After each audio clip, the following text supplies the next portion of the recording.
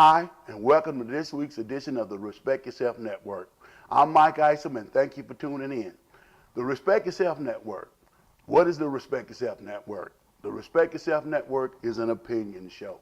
I sit here every week and I give you my opinion about things that matter to me and things that I think that might matter to you.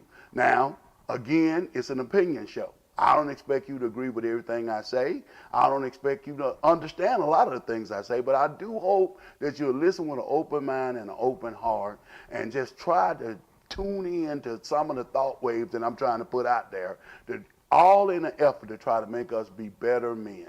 A better man in our home, better man in our relationships, in our marriages, in our churches, on our jobs, wherever we are.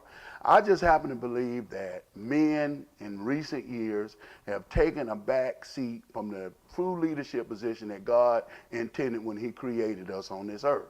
Now, I don't exactly claim to be an expert about any of the topics I'm talking about today. Matter of fact, I know I'm not an expert on any of these topics I'm talking about. But I do feel strongly about it. But I can say this with the utmost of confidence, as I say every week. I am a man. I'm a Christian man. I'm a happily married man. And all of the things that I come to you about will be coming from that perspective. I hope today, as in every other day, you'll listen to that and create your own ideas and opinions. But the network idea of it is what I'm trying to promote. The network. One brother strengthen another brother, talking to another brother, sharing with another brother, things that they feel and things that we don't normally talk about. You know, men have always traditionally talked about things that men talk about. Sports, girls, I can go on and on and on. But those things that are really important to us as a people, things that are really important to us on our spiritual well-being and our relationship well-being, we don't talk about those things very often. So I'm hoping that I'm providing a format to get some of those things out. Now, again, I want to stop just for a second and plug this idea that I've been pushing for the last several weeks, and that is that circle of seven. I hope you guys remember what I talked about, the circle of seven, but just as a quick refresher reminder, myself and 6 men that I feel have a positive outlook on life, guys that are out there trying to make a positive change in their lives and the lives of others. Whether they know how to do it, whether they have any clue, it really doesn't matter. All that matters to me is the condition of their heart and the mind, and that they feel like it's important that men take a better role in society. Now, I've got 6 guys that I've had in mind about this. I want to reach out to those guys, have them reach out to me, talk to them on a regular basis, bounce ideas off of each other, and the whole 9 yards. Now, again, it's a long, drawn-out process because people are busy. They're working, they're involved with their lives, people got things going on. But just keep it in the forefront or in the back front, if that's a word, of your mind, so that when you reach out to these brothers, when you come in contact with them, you want to leave them with something positive, and if you can, take something positive. A circle of 7. Now, I have been trying to put my circle of 7 together for about 2 or 3 months now. I feel pretty good. I'm making a lot of progress. I got some guys that I've identified, I've contacted, have agreed to participate with me on these things. And it really doesn't cost anything. Just we get together, we talk on the phone, in person. If I got something that's bothering me, I feel like I can talk to them and they feel like they can talk with me. But right now, my circle's not completely finished. But I hope that my initial circle of 7 turns into a bigger circle of even more 7s and 7s and 7s, and I think you get the point. But that circle of 7 thing is something I want all you guys out there that takes the time to listen to me on a weekly basis to keep that in the back of your mind, because you'll be hearing about it almost every week, what progress we're making with that circle of 7. Because, again, that is the network part of the Respect Yourself Network. It doesn't do me any good to have an idea, some knowledge, some information, and if I'm not affecting and having contact with anybody else. Now, today, what we're going to be talking about is something that I came up with. The title of today's message, if you will, is Living the Life of an Indentured Servant. Living the life of an indentured servant. Now, in ancient times back in England, and Europe, some of the other European countries, there was a practice that was very well used around the nation of indentured servants. Now you had these landowners, people with money, the time, the aristocratic people, the high class people of the society back in those days. They owned property, they owned fields, they owned livestock, and they did that and other. But the common man didn't have access to that wealth on a regular basis. So what they found themselves doing a lot of times is being indebted to those landowners, to the aristocrats, to the people that were out there, that had the wealth. So they came up with this system of indentured servants, whereby if I owed you money, if you gave me a service or a product or whatever the circumstance was, but if I owed you and I did not have the means to pay you directly or immediately, then I could enter into an agreement of indentured servitude. Now what that meant was this. Usually there was a 4 to 7 year, wait a minute now, let me make sure you understand what I said. Not 4 to 7 months, but 4 to 7 years that I was indentured to you. In other words, I had to come to work at your property, tending your livestock, mending your fields, fixing your fences, whatever basically need that you had, I was indentured and required to do that service for no pay. It was set up so that I would satisfy my debt to you, indentured servitude. Now, it worked out for the landowners, of course. They got a lot of cheap labor. They got a lot of things done, and sometimes where they might have thought they would have suffered a loss because people weren't able to repay them the debt they owed, they recovered some of that thing. But anytime that you have people involved in a process, sometimes human nature takes that thing down a dark path.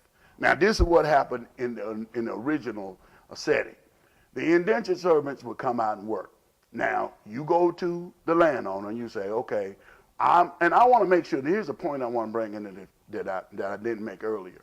Not only me as the man or the guy who made the debt, if you will, was indentured to the landowner, but it also could include my wife and my children. In other words, all of us were responsible for going there. So I may be out working the field, my wife may be working in the kitchen, and my kids may be working out in the livestock area. So all of us were there working. But anyway, to get back to my original point, when you go into this agreement, this indentured agreement, the only person that was really keeping records of who owed what and how long it took to pay it off and how much effort did it take to pay it off was the guy you owed. So now if you got a guy that was a fine, upstanding citizen and did everything right, that might work out for you. I still can't really imagine being indentured to somebody for 4 or 7 years for a debt, and the only way I can pay it off is by manual labor or whatever the circumstances. Seems like a horrible set of circumstances, but if I went into it willingly and everybody was playing the game the way it should have been played, maybe it worked out. But invariably, like I said, the darker side of human nature got involved. These landowners started doing things that were unspeakable. They were very abusive to the guy. They made them work ungodly hours, day and night, weekends. They very seldom gave them time off to deal with matters of their own family. It even got so bad, and there were several documented stories of the guys being physically abusive to the men and sexually abusive to the wives and even some of the children.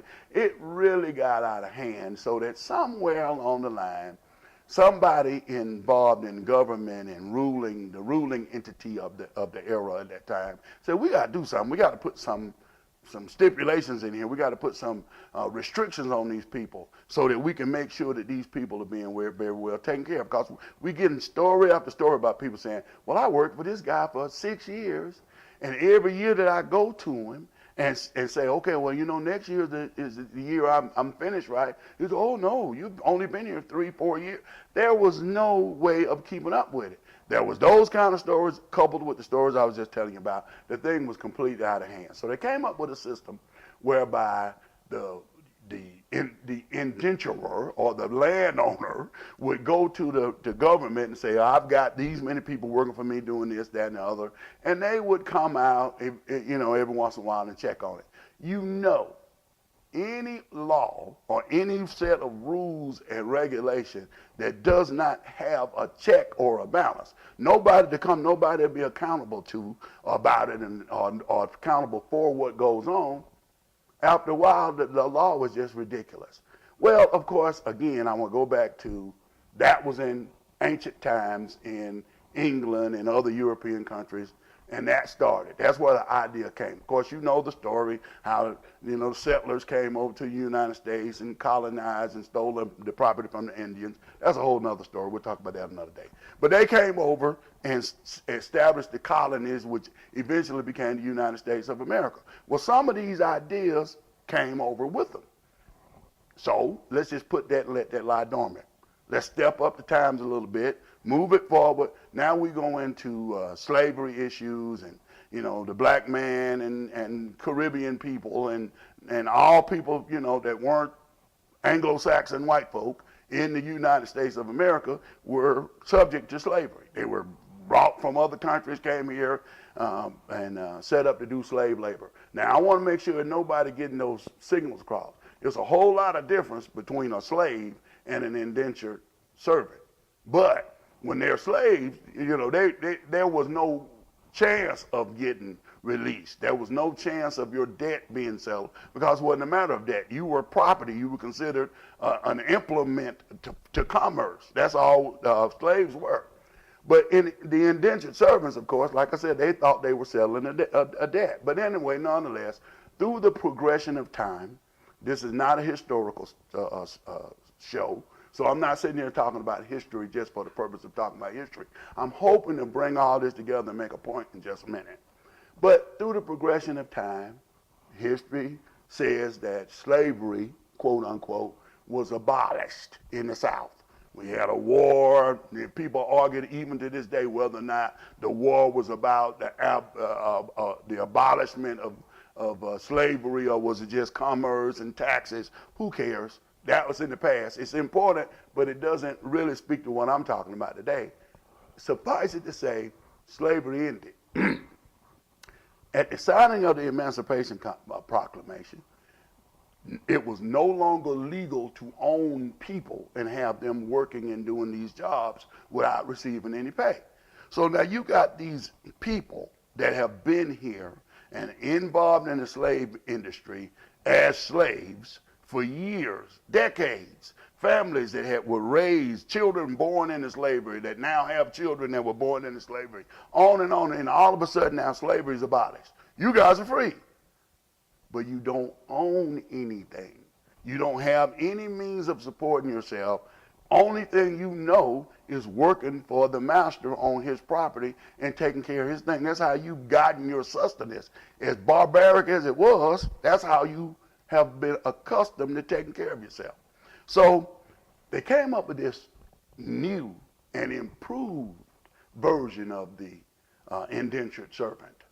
This one was, okay, if you wanted to earn passage to the more productive areas of the country, like up around Virginia and places of those lines, if you're in the deep South, Alabama, Georgia, Florida, Louisiana, places like that, and travel was hard to get to, then you could actually work out an indentured servant agreement with these people where you say, for passage to Virginia, to the Virginia Commonwealth, or to Washington, D.C., or further up the Eastern Seaboard, where black people were treated with more dignity, then you could work this thing out the same way, same kind of deal. I'm working the same fields I've always worked, picking the same cotton, shucking the same corn, slopping the same hogs. But now I've got this carrot dangling in front of me saying that I'm going to get passage out of the South and away from this tyranny and move into a better situation. Well, that worked for a while. Of course, the same problems came. Who are you responsible for? Who's responsible for these people and making sure that the laws are being followed and the whole 9 yards. The whole thing just digressed into something ugly. First of all, if I got to take care of my family, then I got to go to the store where that master owns and go and buy things from him. So the debt just kept growing and growing and growing, and we found ourselves chasing this debt. Now we're going to start talking about why I'm talking about all this stuff from back in the past and moving it up. Well, sharecroppers, that's what we started doing. We're going to give you 2 acres of land down there on the less productive side, and you can raise whatever you can raise in that area, and we'll give you a couple of pigs and maybe a cow, and you take care of your family with that. But in turn, I want you and your wife and your children and everybody working with me. We're called sharecroppers. Okay, you don't work for me. You know, you have the privilege of owning this property and working this property as long as you do what I need for you to do. The idea being that as soon as I build up enough of my own personal wealth, I can separate myself from this new age tyranny and move on in a greener pastures. Well, you know that most of us never made it out of that mentality. Most of us got into that thing and we started working and working and working with the idea that one of these days we're going to be settled and out of debt. Well, let's fast forward that thing all the way up to 2017. United States of America. We recently had an African American president. We've got politicians. We got business owners. We got everything else. But let me tell you what's happening and the reason what gave rise to what I'm. Are we still living the life of the indentured servant? Are we still out there chasing this dream that one of these days we're going to have enough money where we'll be free of tyranny of debt and the tyranny of other people having control of our lives? Well, if we put this in a modern day format, let's talk about debt ratio. Let's talk about insurance, and let's talk about the things that we have to set up our household family budgets on every day. These are things that I struggle with right now. I consider myself a self-actualized man, retired, had a professional career, excuse me, had a professional career that spanned some 35 years. But here at this point in my life, I find myself still feeling somewhat like an indentured servant. In that, in order for me to maintain my status quo, in order for me to provide the necessities for my family, I had to go out there and incur some debt. Now, as I chased the idea of settling all of this debt, getting everything off of me, there's always seen something that pops up on the horizon, something that comes up that challenges my ability to do that. So, once again, put the finger back in the hole, go all the way back to the sharecropper days. Yeah, I own my little house. I got a nice little house and a nice little subdivision. I got a couple of nice cars in the garage. I got all these things, but how much of my time and effort is spent just maintaining this? And who is benefiting off of the effort and the monies that I'm putting in to make this thing go? I think you can make the connection along with me. That sometimes if we don't get a handle on how we perceive our worth, how we perceive those things that are important to us and what we need to be pursuing on a day-to-day basis, we put ourselves back in the mindset of that sharecropper or that indentured servant. Somebody who is just working to satisfy debt rather than working to improve the quality of life. Who sets that table for you? Who gives you the parameters by which you measure the success of yourself, your family, and all of the people in your circle of influence that you deal with on a day-to-day basis? We find ourselves oftentimes back in the position of that indentured servant. Now, again, I feel like I've overcome a lot of that thinking. Oh, in recent years now, I mean, here I am. I'm in my 60s, and I've made a lot of mistakes and recovered from a lot of mistakes, but I still make mistakes on a daily basis. So these are the things that I have to stop and think about, and these are the things I want to reach out to you about and say this. A few months ago, I shared with you guys on a story about, embellishing stories and the whole 9 yards of what it's about. But the basis of that story is I told you I bought me a new car, bought me a new Cadillac. Love my Cadillac. This thing is beautiful. I sit out there and I polish it and I wipe on it and I do this, that, and the other. But when I went into that dealership that day and bought that Cadillac, when I sat down and made up my mind that I wanted a newer car than the one I had a nice car at the time, had another Cadillac. I just wanted a newer one. I went in there and I sat down and I made a conscious decision that I was going to enter into an agreement with the car manufacturer or the car dealership to buy this car. And because it satisfied a need that I thought I had. But in basis, what I did was I indentured myself to these people.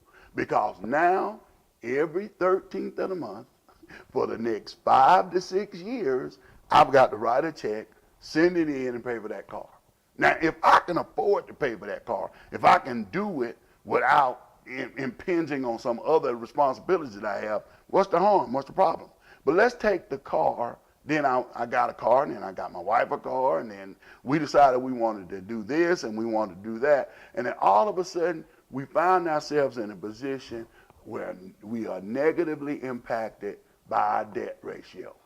We owe more money than we can comfortably pay on a day-to-day basis. And for the next 5 or 6 years, regardless of whether I'm sick, any other problem that happens in my life, I've got to settle this debt. I ask you this question. What's the difference between what I'm doing and what those guys in jolly old England were doing when they went out and bought whatever it is, whether it was 12 oxen or, a bushel of grain, and they had to go and do the same thing. They had to settle that debt over time with effort, something they couldn't do. So I think the point I'm trying to make is we need to balance that thing, even now more than anything else. One of the things that I've wrestled with my entire life is being able to live comfortably 2 steps below my means. If I make $1,000, can I make it off of 800? Can I live within the realm of the 800? Or do I have to push it right up to the 1,000? And then when I get to I spend 1,000 and I get comfortable with that for a while, do I have to exceed that? Now I'm living the life as if I got 1,200, and now I'm always constantly chasing peace. I'm always chasing the calm. I'm always chasing the comfortability that comes with not having to go and do just to maintain what you have. A few years ago, I was involved in a Men's Day program with my son. My son now has his own family, got a grandson on the way, by the way, and another grandson, I should say. And but anyway, my son was in high school then, so it was a few years back. And we were on the program together, and we did this song that was called I Miss My Time With You. We did a little duet. Well, the storyline of the story was this, or the song rather was this. There was a guy that worked so hard trying to provide for his children. He got out there from sun up to sundown trying to make sure they had the best of everything. They were always comfortable, that they never had a need, that he had reserved cash and everything else on his hand. And he felt like he was being the best father he could possibly be, the best husband he could possibly be, because that was his mindset. Every day I'm going to get up, get out, and get it. I'm hustling, I'm struggling, I'm making it happen. And my children know who I am and what I'm doing, because of the results that they see in the refrigerator and on the clothes on their back. But the little boy told his dad, I appreciate all this stuff that you do for me, Dad. I really understand the worth of all of this, but I really, really, really miss my time with you. I never see you. We never do anything together. Well, that thing resonates right into this message I'm talking about. When you get to the point where you're always chasing something that you don't have, or you're working too hard to maintain those things that you do have, sometimes you lose sight are those things that are most important. That time with your family, that time with your wife, that time you spend mentoring your children and your neighbors, that social aspect of things that you do when you have time. But how much time do you have when you got to make the Cadillac payment? When you got to pay for that house that you really don't need? The only thing that you deserve in life is to be at peace and happy. Don't fool yourself into thinking that you deserve the bigger house, the bigger car, the bigger bank account. The only thing you deserve is to be peaceful and happy in your home. This has been the Respect Yourself Network, brothers, and I say every week, I respect you. I hope you respect me, but above all, respect yourself. This is Respect Yourself Network.